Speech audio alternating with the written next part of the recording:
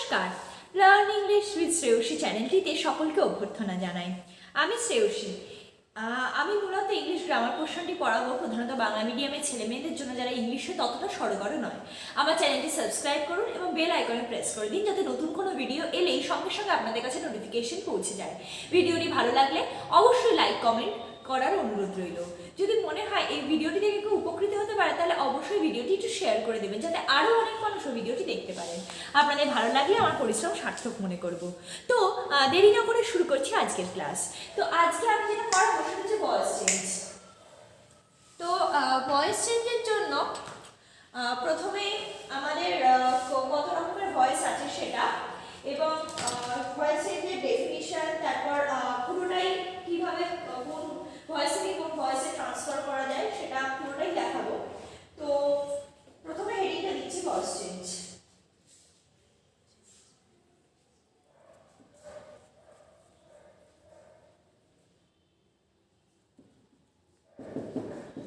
Voice change, তো প্রথমে আমি ভয়েসের ডেফিনিশনটা লিখছি, তারপরে বলছি। Definition: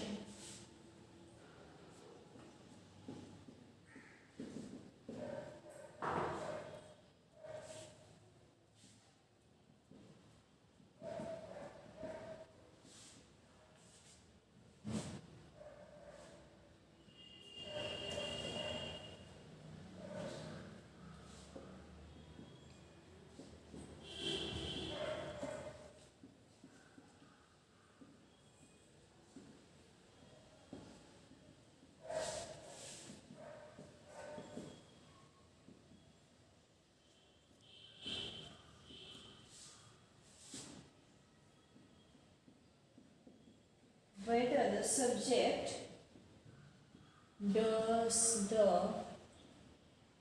work, whether the subject does the work or something has been done to it. তো যেটা লিখলাম সেটা বলি। সেটা হচ্ছে আমি ভয়েসের ডেফিনিশনটা দিলাম। আমি লিখেছি voice is a form of the verb which indicates whether the subject does the work or something has been done to it. এর মানে যেটা বোঝা যাচ্ছে সেটা হচ্ছে যে ক্রিয়া প্রকাশের যে ভঙ্গি তাকে বলা হয় ভয়েস বা বাচ্য, এবং ক্রিয়াটি এবং সেটা কি মানে নিজে কাজটা করছে, মানে সাবজেক্ট যেটা উদ্দেশ্য সে কি নিজে কাজটা করছে নাকি তার উপরে কাজটা করা হচ্ছে, এইটার উপরেই মূলত ডিল করে ভয়েস চেঞ্জটা। তো এবার আমি দেখাচ্ছি ভয়েস কত রকমের আছে। ভয়েস তিন রকমের ভয়েস দেখা যায়: অ্যাক্টিভ, প্যাসিভ এবং কোয়াসি প্যাসিভ। যার মধ্যে অ্যাক্টিভ ও প্যাসিভটাই কিছু ক্লাসে বেশি লাগে। Active, passive, quasi passive. মূলত অ্যাক্টিভ ও প্যাসিভটার উপরই সবাই জোর দেয়। তো এবার আমি দেখাচ্ছি যে এটার এক্সাম্পল। এক্সাম্পলটা নিচে দেখাচ্ছি।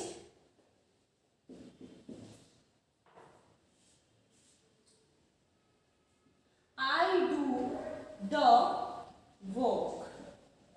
The work এটা কি হবে? হবে অন্য কালে দেখালে বুঝতে সুবিধা হয়। The work has been done by me. তো এটা কি করে হলো সেটা পুরোটাই বলবো। তো প্রথমে আগে বাচ্চার উদাহরণটা দিয়ে দিলাম বা বয়সের উদাহরণটা দিলাম। I do the work মানে আমি এই কাজটা করি। তারপরে এটা লিখেছি, এটা অ্যাকচুয়ালি অ্যাক্টিভ, এটা পরে বলবো। Active, the next one is passive. Active আর প্যাসিভ এটা কেন হচ্ছে কিভাবে হচ্ছে সব পরে বলবো, জাস্ট একটা উদাহরণ দেখিয়েছি। I do the work মানে আমি এই কাজটা করি। The work has been done by me তার মানে হচ্ছে এই কাজটা আমার দ্বারা সম্পন্ন হচ্ছে। অর্থাৎ এইটা আমি একদম অ্যাক্টিভলি মানে যেটা বললাম আগে উদ্দেশ্য এই কাজটি করছে, তো সাবজেক্ট এই কাজটি করছে এরকমভাবে বলছি, আর এটা মানে হচ্ছে সাবজেক্টের দ্বারা করা হয়েছে। এইটাই পার্থক্য। তো পরে আমি দেখাচ্ছি আরো, এটা মুছে দিচ্ছি। এবার অ্যাক্টিভ আর প্যাসিভের যে রিলেশন সেটা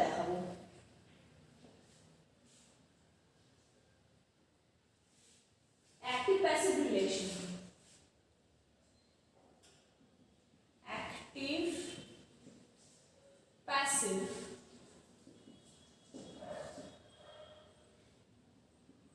relation, active passive relation। তো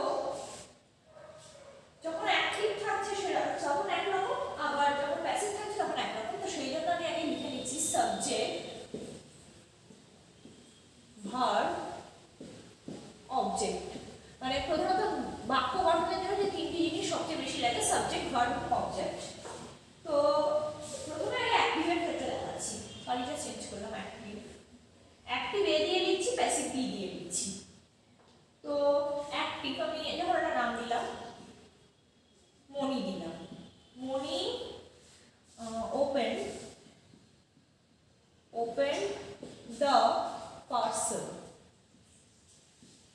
সাবজেক্ট হচ্ছে মনি, ভার্ব হচ্ছে ওপেন, দ্য পার্স অবজেক্ট হচ্ছে দ্য পার্সেল। মানে মনি পার্সেলটি খুললো, এটা অ্যাক্টিভে হচ্ছে, অর্থাৎ কর্তা অর্থাৎ মনি একটি কাজ করলো, হলো। এবার যখন আমি একটা প্যাসিভ করে দেবো তখন হয়ে যাবে কি, এই অবজেক্টটা আগে চলে আসবে, মানে দ্য পার্সেল। এবার এখানে একটা জিনিস দেখার ব্যাপার, ওপেন এই কথাটি হচ্ছে সিম্পল পাস্টে আছে। তো সিম্পল পাস্টে যখন আছে, যখন আমি পার্সেলটাকে আগে নিয়ে চলে যাব, অর্থাৎ প্যাসিভ ভয়েসে যেটা অবজেক্ট সেটা কর্তা হবে, এই কর্তাটা আগে লিখলাম। এবার যেহেতু এটা পাস্ট টেন্সে ছিল, তো সেই জন্য আমার পাস্ট টেন্সের বি ভার্ব যেটা অর্থাৎ ওয়াজটা বসে যাবে, ওয়াজ। এবার বসবে যেটা ভার্বের থার্ড ফর্ম, মানে এখানে যে ওপেন, এবার ওপেন হচ্ছে প্রেজেন্ট ফর্মে, তার পাস্টে করলে ওপেন, আবার থার্ড ফর্মে যখন করি ওপেন মানে একই থাকে। তো ওপেনটা বসে গেল, তো ভার্বের পিপি ফর্মটা বসে গেল। এবার আগে যে সাবজেক্ট ছিল তাকে লাস্টে লিখবো, কিন্তু তার আগে একটা জিনিস বসাবো, সেটা হচ্ছে বাই। একটা প্রিপোজিশন বসাতে হয়, অর্থাৎ দ্বারা, আমার দ্বারা কাজটি হচ্ছে বা তার দ্বারা কাজটি হচ্ছে, দ্বারাটা বোঝাতে এই বাই কথাটা ব্যবহার করে। অর্থাৎ আমি কি দেখালাম, যেটা অ্যাক্টিভে যেটা সাবজেক্ট থাকবে সেটা পরে চলে যাবে, এবং অ্যাক্টিভে যেটা অবজেক্ট থাকবে সেটা আগে চলে এসে সাবজেক্টের জায়গা নেবে। শুধু ভার্বের কোন টেন্সে আছে এটা সেইটা অনুযায়ী বসাতে হবে, প্লাস ভার্বের থার্ড ফর্মটা বসাতে হবে। তারপর প্রথম যে সাবজেক্টটা ছিল সেটা বসবে, পরে বসবে বাই মনি হবে। এটা যে কর্তা সেই বসবে পরে, কিন্তু তার আগে একটা বাই, অর্থাৎ তার দ্বারা যে কাজটি হচ্ছে সেটা বোঝানোর জন্য একটা বাই বসবে, হলো। এবার এখানে মুছে দিচ্ছি। এবার একটা নোট মতো একটা, সেটা হচ্ছে এই সাধারণ নিয়মটা শিখে নেওয়ার পরে অনেক সময় একটা কোয়েশ্চেন আরাইজ করে, সেটা হচ্ছে যে যদি দুটো অবজেক্ট থাকে তাহলে আমরা কোনটাকে মানে সাবজেক্ট করব, সেটা অনেক সময় বোঝা যায় না। তো এই জন্য একটা নোট, দুটি অবজেক্ট থাকলে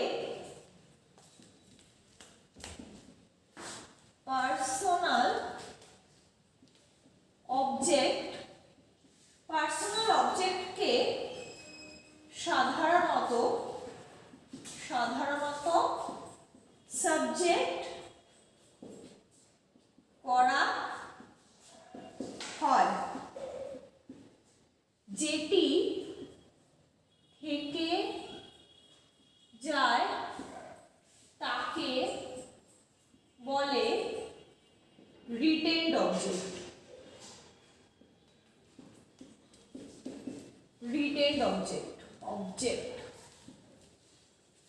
যেটা লিখলাম সেটা হলো যে যদি দুটি সাবজেক্ট থাকে তাহলে যেটা পার্সোনাল সাবজেক্ট হয়, সাধারণত যদি ওখানে একটা পার্সোনাল সাবজেক্ট থেকে থাকে তাহলে সেটাকে সাবজেক্ট করা হয়। এই পার্সোনাল অবজেক্ট যদি থেকে থাকে, অর্থাৎ আমি উদাহরণের সাহায্যে বোঝাবো, আবার পার্সোনাল অবজেক্ট যদি থাকে তাহলে সেটাকে আমি সাবজেক্ট করে নেব।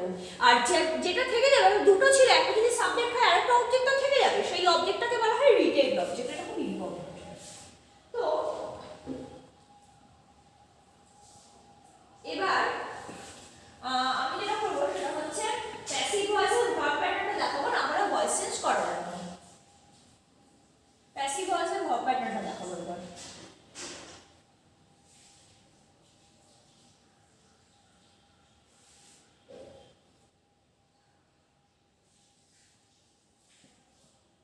verb patterns of, তো verb patterns of passive voice।